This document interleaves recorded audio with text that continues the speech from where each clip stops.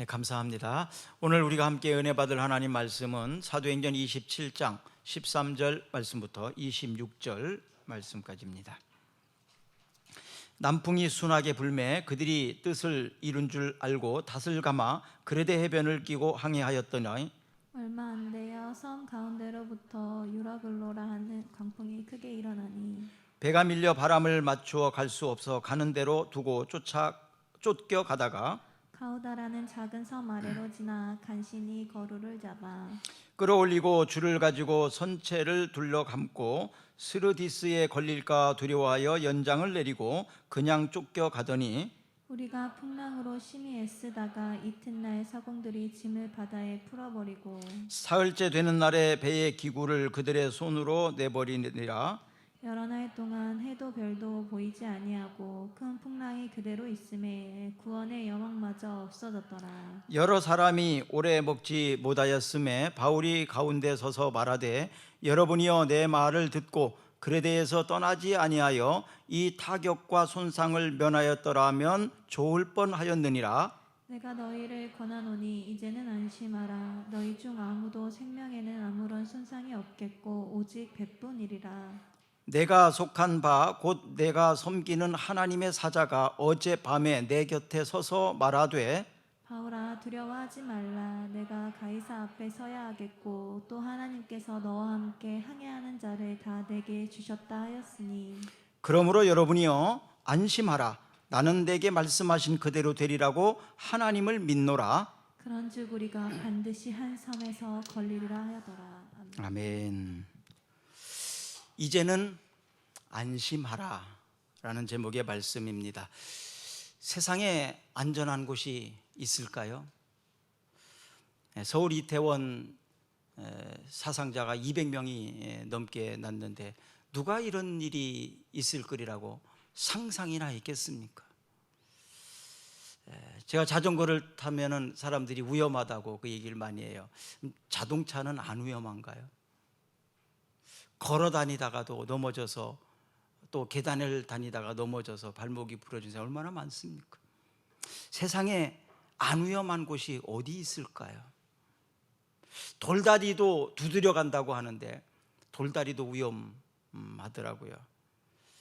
길 조심해라, 차 조심해라, 사람 조심해라. 세상에 위험하지 않은 곳은 아무도 또 없습니다. 그런데 이제는 안심하라. 이제는 안심하라. 그러므로 안심하라. 오늘 본문에 이 두 가지를 말씀해 주고 있습니다. 백부장이 이제 로마에 바울 일행을 압송하기 위하여 배를 띄우게 되는데 바울이 지금 배를 타고 가는 상황은 선교의 일이 아니라 피고인으로서 로마에 가는 상황입니다. 선주와 선장이 안전하니까 배를 가도 되겠다 이렇게 이야기를 하니까 이 백부장은 그 말을 듣고 자기도 빨리 로마에 사람들을 데려다 주는 게 좋잖아요. 그리고 미항은 겨울을 나기에 불편한 점이 참 많습니다. 그러니까 미항에서도 빨리 나가서 베닉스 항으로 가면 편의시설도 잘 되어 있고 또 겨울을 나기도 좋고 하니까 빨리 배를 띄워서 미항에서 베닉스 항으로 가고 싶은 마음이 있습니다.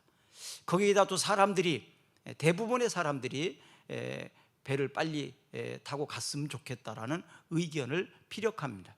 그러니까 백부장은 배를 띄우라고 명을 해서 배가 이제 미항에서 출항을 하게 됩니다. 그 배에는 276명의 사람들이 타고 있었는데 처음에는 순풍이 불었어요. 남풍이 불었어요. 그러니까 사람들이 고봐라, 배를 안 띄웠으면 후회할 뻔했지 않냐, 우리는 안전하게 잘 갈 수 있다. 그러고 이제 바울이 배를 띄우지 말라는 말을 오히려 안 좋게 생각을 했습니다. 그런데 얼마 후에 풍랑이 일기 시작했습니다. 이 풍랑의 이름은 유라굴로라고 했어요. 유라굴로, 이건 광풍입니다. 그냥 단순히 풍랑 정도가 아니고 광풍, 미친 바람. 이것은 바람이 그냥 순조롭게 부는 것이 아니고 어느 한쪽에서 부는 것도 아니고 갑자기 북쪽에서 불었다가 남쪽에서 불었다, 동쪽에서 불었다, 서쪽에서 불었다, 어느 때 어떻게 바람이 일지를 모르는 거예요. 세게 불었다, 천천히 불었다. 이것은 어떻게 대처할 수 있는 능력을 상실하게 만들죠. 광풍이 불었습니다. 그러니까 이제 선장과 선주들은 그 모래톱, 여기 나오는 말씀 모래톱이거든요. 모래톱에 배가 걸릴까봐 두려워해서 배를 가볍게 해야 되니까 배에 있는 물건들을 전부 물 위에 바다에다가 던져버립니다. 그래서 배를 가볍게 해야 하니까, 그래도 배는 계속해서 요동을 치고 있고, 그것이 계속해서 별자리도 보지 못하는, 배가 흔들려 버립니다. 배의 별자리를 볼 수 없다는 것은 배의 방향을 잡을 수 없다는 얘기거든요. 그러니까 배를 이동하는 데 있어서 많은 물건도 다 버렸죠. 또 방향을 잡을 수 있는 별자리도 볼 수가 없죠. 이렇게 되니까 사람들은 이제 극히 심한 두려움에 사로잡히게 되고, 이제 우리 다 죽었다는 그런 두려움 속에 있게 됩니다. 이 상황에서 이제 바울이 말씀하시는 게 오늘 본문입니다. 이제는 두려워하지 마라. 왜냐하면 어젯밤에 하나님의 천사가 내게 와서 말씀해 주셨기 때문이다.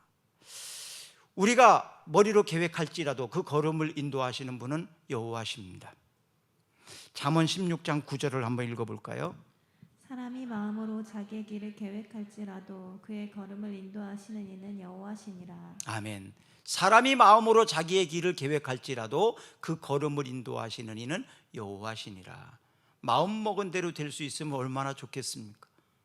마음 먹은 대로 되는 것이 세상이 아니죠. 그래서 세상이 만만치 않지 않습니까? 마음 먹은 대로 되는 사람, 마음 먹은 대로 되는 사람, 우리는 형통한 사람이라고 말합니다. 마음 먹은 대로, 계획한 대로 되는 사람, 바로 하나님께서는 이런 우리가 마음 먹을 수 있도록, 우리가 계획할 수 있도록 우리에게 지혜를 주십니다. 그래서 우리는 말씀을 읽고 또 하나님 앞에 기도하면서 계획을 세우는 거예요. 요즘에는 제가 기도하면서 무엇을 해달라는 기도보다는 내 생각대로, 또 내가 하는 계획대로 살지 않기 위해서 기도해야 되겠다는 생각이 더 많이 들더라고요. 이렇게 하고 싶고 이렇게 하고 싶고, 이런 계획들이, 내 나름대로 생각들이 자꾸 나와요. 그래서 내 마음대로 내 생각대로 안 하기 위해서 기도해야 되겠다. 하나님, 내 생각대로 되지 않도록, 하나님의 생각대로 되도록 저를 인도해 주십시오. 내 뜻이 아니라 하나님의 뜻대로 되기를 원합니다. 이런 기도를 좀 요즘에 많이 하는 것 같습니다. 애굽의 노예로 팔려갔던 요셉, 그를 통해서 하나님은 애굽의 큰 7년의 흉년을 잘 극복하고 견딜 수 있도록 그에게 계획을 주셨습니다. 이제 배를 타고 갔던 바울도 지금 이제 로마로 압송당하는 피의자입니다. 사람들은 피의자의 말을 들을 리가 없죠. 그러나 이 유라굴로라는 광풍을 만나고 나니까 도저히 우리가 어떻게 해볼 수 있는 길이 없다, 우리 다 죽었다, 이런 상황이 되니까 바울이 한 말을 들을 수밖에 없게 된 거죠. 그래서 바울은 이제 처음에 이야기합니다. 여러분들이 내가 말을 안 들어서, 안 듣고 배를 출항시켰기 때문에 이런 위기가 왔습니다. 그러고 끝나는 게 아니죠. 여기에서 그 사람들을 탓하기 위해서 그 말을 한 것이 아니고, 바울의 말의 신빙성, 또 바울이 하나님의 뜻을 따라서, 하나님의 계획을 따라서 하는 말이라는 것을 증명하기 위해서 그 말을 한 거예요. 누구를 탓하기 위해서 그런 것이 아닙니다. 세월호나 이태원 사고나 이런 것들을 할 때 사람들이 누구를 탓하는 것을 얼마나 많이 봅니까? 책임을 전가하고 책임을 묻기 위해서 그런 말을 참 많이 하지 않습니까? 바울은 그런 측면에서 한 게 아니라는 얘기를 말씀드리는 겁니다. 너희가 내 말을 안 들었으니까 그거 봐라, 그게 아니고, 내가 하는 말이 단순히 내 생각으로, 내 뜻으로 말한 것이 아니라 하나님께서 주시는 지혜를 가지고 말하는 거야, 이것을 말하고 싶은 거죠. 사실 배를 모는 일에 있어서는 누가 전문가입니까? 선주나 선장, 뱃사람들이 전문가들이에요. 바울이 배에 대해서 뭘 알겠습니까? 그러나 하나님께서 감동 주시는 말씀을 전했기 때문에 그것이 정답이라는 얘기입니다. 왜냐하면 하나님은 창조의 주격이시지 않습니까? 우리 인생의 주격은 바로 하나님이십니다. 우리의 과거도 알고 현재도 알고 미래도 알고 계시는 분이 하나님이십니다. 그렇기 때문에 하나님이 말씀하시는 것은 항상 정답이고 바른 길이다. 그래서 바울처럼 우리도 하나님의 말씀을 받아서 하나님이 주시는 감동을 따라서 살게 될 때 그리스도인으로서의 능력을 소유하고 살게 되는 것입니다. 자, 사도 바울이 이제는 안심하라 이 말을 하고 싶었습니다. 내 말을 안 듣고 배를 띄워서 그런 거야, 그것을 책망하기 위함이 아니고 이제는 안심하라 이 말을 하고 싶은 것입니다. 솔로몬이라는 사람이 세 가지 시가서를 썼죠. 욥기, 시편, 잠언, 전도서를 이게 시라고 말하는데 그 아가서를 쓴 것은 솔로몬이 젊었을 때 쓴 겁니다. 잠언은 중년의 때에 쓴 거예요. 전도서는 말년에 쓴 거예요. 그러면 아가서와 전도서와 잠언을 이렇게 읽어보면 전도서의 모습은 인생을 다 살아보면서 결론적으로 말하는 내용들로 보여지죠. 또 중년의 때에는 잠언을 썼다고 했는데 그때의 많은 지혜서가 잠언을 통해서 나타나는 것을 보게 됩니다. 바로 이렇게 모든 것들은 때가 있더라고요. 그래서 바울이 이제는 안심하라, 바로 이제는, 이것은 때를 얘기하는 거지 않습니까? 자, 22절을 한번 읽어보겠습니다. 내가 너희를 권하노니 이제는 안심하라. 너희 중 아무도 생명에는 아무런 손상이 없겠고 오직 배뿐이리라. 이제는 안심하라. 지금 사람들이 다 죽게 생겼다고 두려워하고 겁을 먹고 있는데 이제는 안심하라. 안심을 오히려 주는 거예요. 그러면서 밤에 천사들이 와서 자신에게 했던 말을 전달해 줍니다. 안심하라, 유시메인이라는 단어를 사용했는데요, 이것은 담대하라, 걱정하지 마라, 기쁜 마음을 가져라, 이런 의미거든요. 걱정하지 마라, 그것보다도 더 좀 앞서 나가요. 기쁜 마음을 가져라.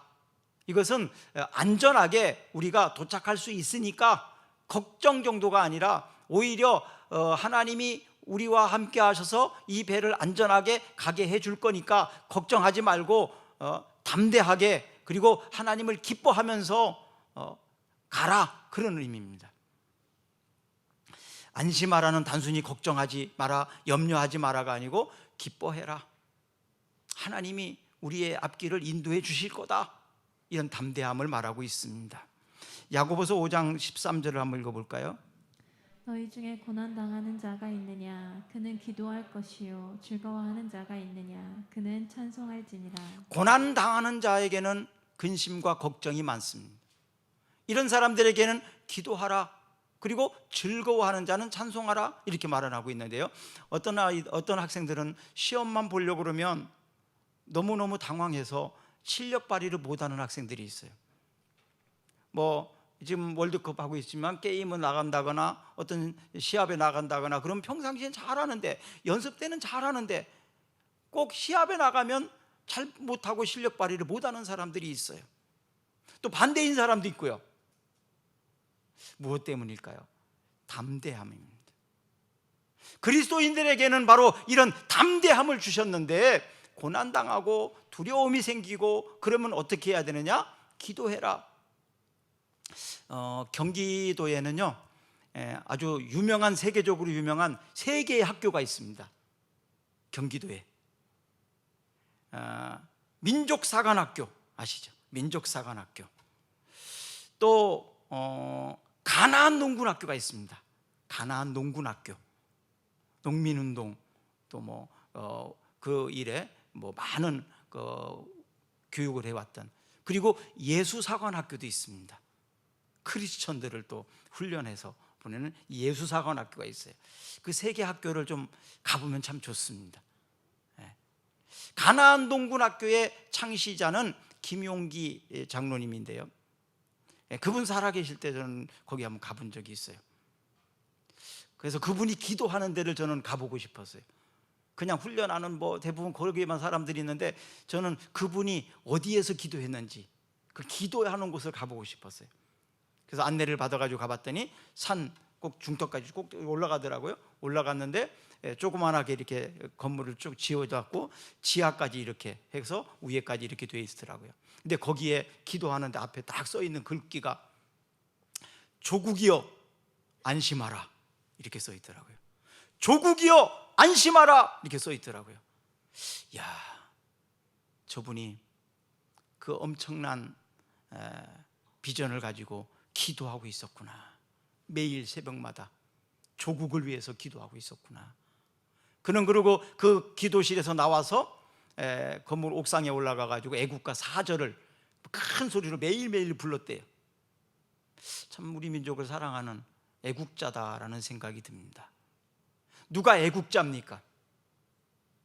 김용기 장로님처럼 조국이여 안심하라 글귀를 써놓고 매일매일 국가를 위해서 기도하는 사람인 줄로 믿습니다. 어떤 사람이 이웃사랑을 실천하는 사람입니까? 이웃을 위해서 날마다 기도해 주는 사람입니다. 누가 자녀를 사랑하는 사람입니까?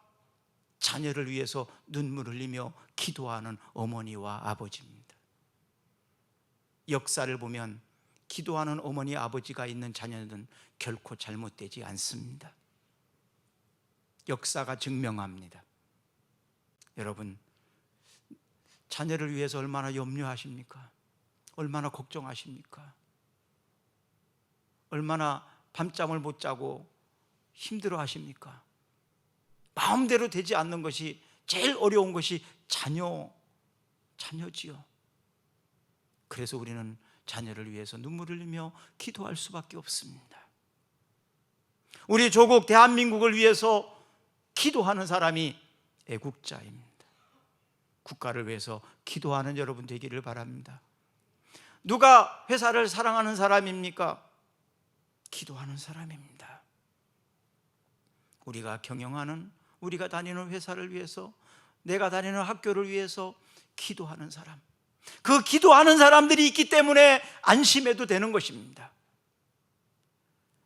미항에서 베닉스로 출항하고 있는 이 배가 안전한 이유가 있어요. 바울이 탔기 때문에 그렇습니다. 바울 때문에 이 배는 침몰할 수가 없습니다. 왜냐하면 천사가 분명히 말해주기를 너는 로마에 가서 복음을 전해야 된다. 그리고 그렇게 하게 할 거다. 그 얘기는 바울이 이 배를 타고 있는 한 이 배는 안전하다는 겁니다. 왜냐하면 바울이 로마에까지 가야 되니까요. 사랑하는 여러분, 사명이 있는 사람은 자신뿐만 아니라 자신이 속한 공동체를 살리는, 안전하게 하는 이런 능력을 가지고 있습니다. 여러분 때문에 여러분 가정이 안전하기를 축복합니다. 여러분 때문에 여러분들의 경영하는 사업장이 안전하게 되기를 주의 이름으로 축복합니다. 날마다 기도하는 기도의 사람들 때문에 대한민국은 무너지지 않는 줄로 믿습니다. 그래서 고난당하고 어려운 일이 있을 때 우리는 기도해야 합니다. 조국이여 안심하라 라는 글귀를 써놓고 기도했던 김용기 장로님처럼 기도하는 우리가 되었으면 좋겠습니다. 남을 책망하고 탓을 하고 책임을 추궁하고 자기는 아무런 책임이 없는 것처럼 하는 그런 사람들을 보지 마세요.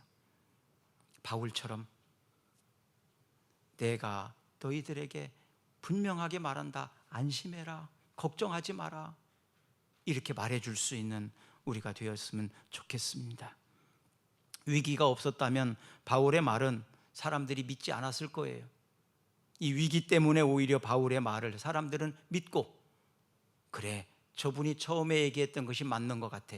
그렇다면 지금 말하는 것도 맞을 거야. 이렇게 되는 거죠. 그렇다면 저분이 이제는 안심하라고 했으니까, 그리고 어젯밤에 천사가 와서 말했다고 했으니까 저분의 말을 믿자. 이제는 두려워하지 말고 담대하게 우리의 목숨을 보존하자. 이렇게 방향이 바뀔 수 있는 거죠. 여러분, 만약에 이 배가 바울의 말을 믿지 않았다면 어떤 현상이 일어났을까라는 생각을 해봤습니다. 저는 지금까지 배를 가볍게 하기 위해서 모든 물건을 배에서 내렸어요. 던졌어요, 바다 위에. 그래도 배는 아직도 너무 무거워요. 왜요? 276명이라는 너무나 많은 사람들이 배에 타고 있었잖아요. 그 배를 가볍게 하려면 어떻게 해야 되겠습니까? 이제는 모든 물건을 던졌으니까 다음엔 누구 차례입니까? 사람을 던져야 될 차례입니다. 그러면 어떤 사람부터 던져야 될까요? 배에 타고 있는 사람들 중에서 어떤 사람을 먼저 던져야 될까요? 그 배에는 죄수들이 타고 있잖아요. 그 사람들을 먼저 던져야 되는 생각을 안 할까요? 또 만약에 배가 어떻게 하다가 살아남는 사람들이, 풍랑을 만나서 많은 사람들이 죽기도 하지만 살아남을 수 있는 사람들이 있거든요. 만약에 이런 현상이 일어난다면 어떻게 해야 될까요? 로마 군인들에게는요 이런 정신이 있어요. 만약에 노예나 죄수들을 놓치잖아요, 못 지키잖아요. 그러면 그 죄를 로마 군인이 대신 져야 됩니다. 만약에 죄인을 도망가게 놓쳤으면 그 죄인이 받을 그 벌을 자기가 받아야 돼요. 로마인들에게는 그런 법입니다. 그러면 죄수들이 살아서 도망가게 된다면 그 벌을 내가 받아야 되니까 차라리 풍랑 와서 죄수들이 도망가려고 그러면 죽여버려야 합니다. 죄수들을 가장 먼저 죽이든지 바다에 던지든지 해야 합니다. 그렇다면 바울은 제일 먼저 바다에 던지움을 받거나 죽임을 당할 1순위자입니다. 그런데 바울의 말을 믿었기 때문에 그런 일은 일어나지 아니하고 바울의 말대로 276명의 모든 사람은 한 사람도 죽는 사람이 없이 안전하게 도착할 수가 있었습니다. 사도행전 27장 23절 24절을 한번 읽어보겠습니다. 내가 속한 바 곧 내가 섬기는 하나님의 사자가 어젯밤에 내 곁에 서서 말하되 바울아 두려워하지 말라. 내가 가이사 앞에 서야 하겠고 또 하나님께서 너와 함께 항해하는 자를 다 내게 주셨다 하였으니. 아멘. 천사가 와서 바울에게 했던 말을 전해줬습니다.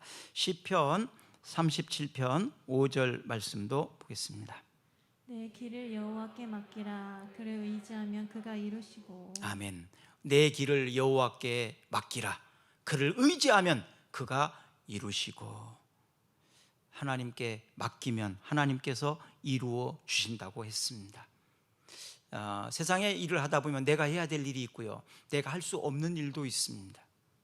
내 혼자 할 수 있는 일도 있고 같이 해야 되는 일도 있습니다. 내가 할 일, 내가 하지만 할 수 없는 일은 맡길 수밖에 없습니다. 이런 절망과 낙심이 있을 때 우리가 할 수 있는 일은 믿음으로 하나님 앞에 기도하는 것입니다. 그리고 하나님을 신뢰하는 것입니다. 믿기 때문에 기도하는 거예요. 믿지 않는 사람은 기도하지 않습니다. 276명이라는 사람들은 안전하게 도착할 수가 있었던 것은 바울의 이 말이었고 바울의 기도였을 것입니다. 로마서 9장 5절 한번 읽어볼까요? 조상들도 그들의 것이요 육신으로 하면 그리스도가 그들에게서 나셨으니 그는 만물 위에 계셔서 세세의 찬양을 받으실 하나님이시니라. 아멘. 역사를 주관하시는 하나님께서 찬양을 받으시기 위해서 우리의 생명을 지켜주십니다. 우리의 사업장을 지켜주십니다. 우리나라를 지켜주실 줄로 믿습니다. 하나님이 영광을 받으시기 위해서라도, 하나님이 찬양을 받으시기 위해서라도 우리를 더 살게 해 주실 줄로 믿습니다. 만약에 내가 더 살지 않는다면 하나님의 일을 더 하지 못하고 갈 거 아니에요. 내가 하나님의 일을 더 하기를 원하시니까, 내가 하나님을 더 찬양하고 높여드리기를 원하시니까 하나님은 나를 더 살게 해 주실 것입니다. 역사를 주관하시는 분은 하나님이십니다. 에레미야 32장 39절 40절을 한번 읽어볼까요? 내가 그들에게 한 마음과 한 길을 주어 자기들과 자기 후손의 복을 위하여 항상 나를 경외하게 하고 내가 그들에게 복을 주기 위하여 그들을 떠나지 아니하리라 하는 영원한 언약을 그들에게 세우고 나를 경외함을 그들의 마음에 두어 나를 떠나지 않게 하고. 아멘. 하나님이 우리에게 복을 주시는 이유가 무엇입니까? 또 하나님께서 우리에게 계속해서 복을 주시는 이유가 무엇입니까? 아까 그 찬양이 전 오늘 이 말씀과 너무 막 매치가 되더라고요. 내가 존재하는 이유, 내가 살아야 될 이유, 여러분이 살아야 될 이유, 내가 존재해야 될 이유, 그것이 무엇입니까? 그것만 분명하다면 만왕의 하나님이, 세상의 모든 것들의 주인 되신 하나님이 우리에게 어떻게 해 주실까요? 정답은 분명히 나와 있지 않습니까? 우리가 우리의 자식이, 자녀가 너무너무 이쁘게 열심히 공부도 하고 말도 잘 듣고 하는 것마다 잘하면 막 더 해주고 싶잖아요. 가장 좋은 거 해주고 싶지 않습니까? 당연한 거예요. 하나님은 안 그러실까요? 하나님도 같습니다. 제가 늘 말씀드렸잖아요. 저는 무엇을 해야 될지, 내 인생을 어떻게 살지 어렸을 때 잘 몰랐어요. 그냥 공부한 이유는 우리 엄마가, 우리 아버지가 기뻐하니까, 우리 엄마가 아버지가 좋아하니까 그냥 공부한 거예요. 어머니 아버지를 위해서 어머니 아버지 위를 위해서, 엄마 아빠를 위해서라도 좀 해야 되지 않겠어요? 내 인생을 위해서는 안 한다 치더라도 엄마 아빠가 좋아하는데 좀 해야 되지 않겠습니까? 그게 소원이라는데 그게 효도 아닙니까? 나는 아무렇게나 살고 싶은 유혹이 있을 때가 있어요. 그냥 막 살고 싶을 유혹도 있어요. 그러나 하나님의 영광을 가리는 것은 가장 두려운 일이다. 하나님이 기뻐하시는 일을 위해서라도 그렇게 하면 안 되지 라는 생각이 저를 붙잡아 오더라고요. 그냥 성질대로 마음껏 하고 싶을 때 있어요. 감정대로 기분대로 그냥 확 해버리고 싶을 때도 있어요. 그런데 그때마다 하나님의 영광을 가리면 안 되지, 우리 어머니 우리 아버지의 욕을 먹이면 안 되지, 이게 가장 두려움이었습니다. 오늘 본문 24절을 한번 또 읽어볼까요? 바울아 두려워하지 말라. 내가 가이사 앞에 서야 하겠고 또 하나님께서 너와 함께 항해하는 자를 다 내게 주셨다 하였니. 바울도 두려워할 수밖에 없었어요. 그러나 바울아 두려워하지 말라. 내가 가이사는 로마 황제입니다. 가이사 앞에 서야 하겠고 또 하나님께서 너와 함께 항해하는 자를 다 내게 주셨다 하였느니라. 실질적으로 진정한 선장이 바울이 된 겁니다. 그리스도인들의 사명을 이루게 하기 위하여 하나님은 이런 권세를 주십니다. 한나는 하나님 앞에 막 술 취한 사람처럼, 미친 여자처럼 하나님 앞에서 기도했어요. 왜? 그 너무나 사모함이, 간절함이 크다 보니까.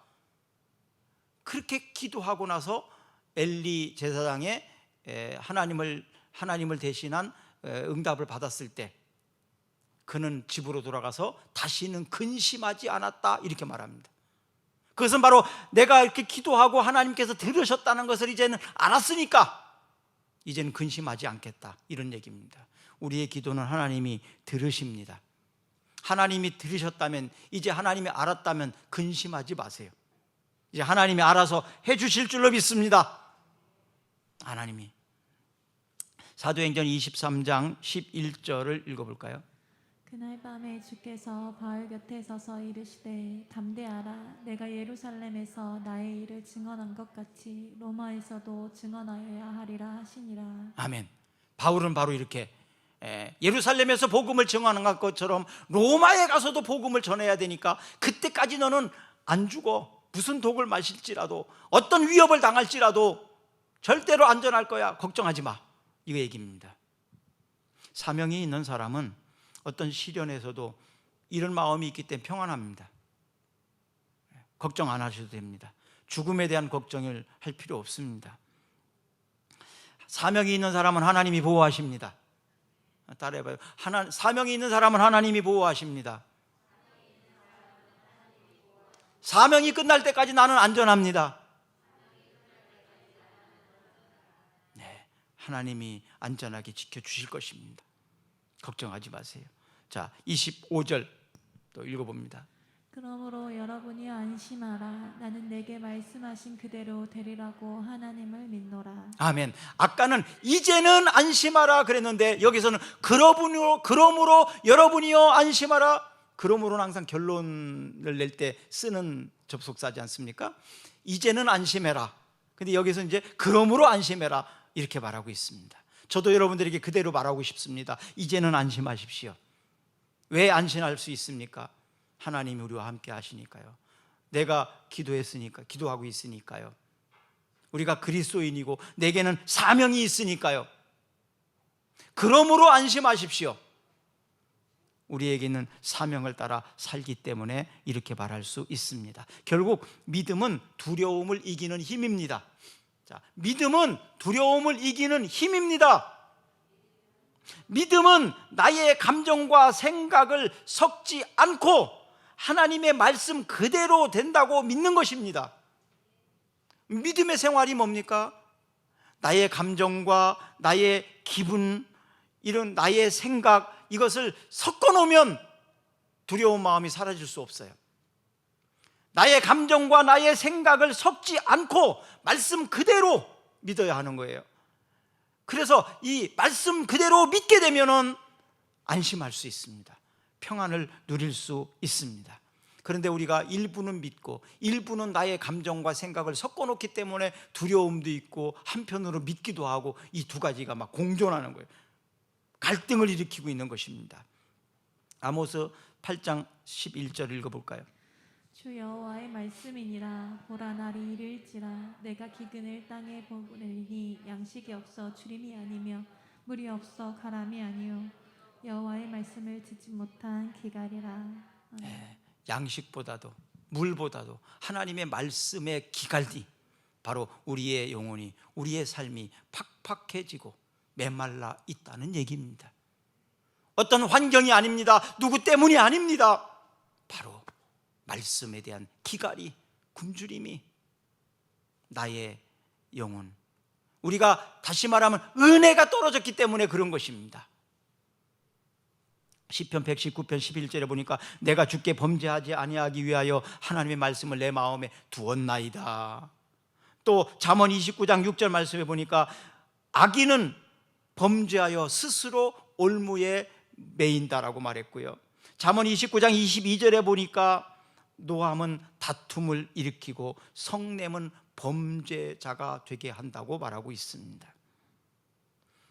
재난을 자초한 사람, 또 재난을 방관한 사람, 재난에 대하여 책임 있는 사람에게 책임을 추궁하고 탓하고 나는 아무런 책임이 없는 사람인 것처럼, 나는 의인인 것처럼 남만 책망하고 있는 그 모습은 우리의 모습이 아닐까요? 우리에게도 일부분 책임은 있지 않습니까? 우리나라를 위하여, 조국을 위하여, 다음 세대를 위하여 얼마나 많이 기도하고 있습니까? 내 아이가 잘못된 길을 계속 가는 것이 그 아이만의 잘못입니까? 내게는 잘못이 없을까요? 여러분, 먼저 우리 자신을 돌아봅시다. 그리고 자녀를 위해서 기도해 줍시다. 우리 민족, 우리 조국을 위해서 기도합시다. 우리 다음 세대를 위해서 기도합시다. 그리고 하나님이 바울에게 찾아오셔서 말씀해 주셨던 이 말씀처럼 이제는 안심하라고, 그러므로 여러분 안심하라고 이렇게 말해 줄 수 있는 우리였으면 좋겠어요. 마태복음 14장 31절 말씀을 보면 예수께서 즉시 손을 내밀어 그를 붙잡으시며 이르시되 믿음이 작은 자여 왜 의심하느냐? 믿음이 작은 자여 왜 의심하느냐? 결국 의심하고 두려워하는 것은 믿음과 관계가 있더라. 주여, 저의 믿음 없는 것을 긍휼히 여겨 주시옵소서. 주여, 저의 믿음 약함을 긍휼히 여겨 주시옵소서. 이제 하나님 하신 말씀을 그대로 믿겠습니다. 내 감정과 내 생각을 섞지 않겠습니다. 그러므로 여러분 안심하십시오. 기도하는 사람 사자굴이 변하여 천사굴 된다고 지난주에 말씀드렸습니다. 감사하며 기도하는 자들에게 천사굴 되어집니다. 기도하겠습니다. 우리 잠시만 기도합시다. 우리도 바울처럼 이제는 안심하라. 그러므로 여러분 안심하십시오. 말할 수 있는 하나님의 사람, 믿음에 의한 확신이 있는 사람으로 살고 싶습니다. 주여, 우리에게 주신 사명 붙잡고 살아가는 주의 백성들에게 두려움 없게 하시고 절망 없게 하시고 요동치는 흔들림이 없게 하옵소서. 주신 사명 붙잡고 담대하게 그 걸음 걸어가게 하옵소서. 예수님 이름으로 기도드리옵나이다. 아멘. 우리 다 일어나셔서 찬양 드리겠습니다.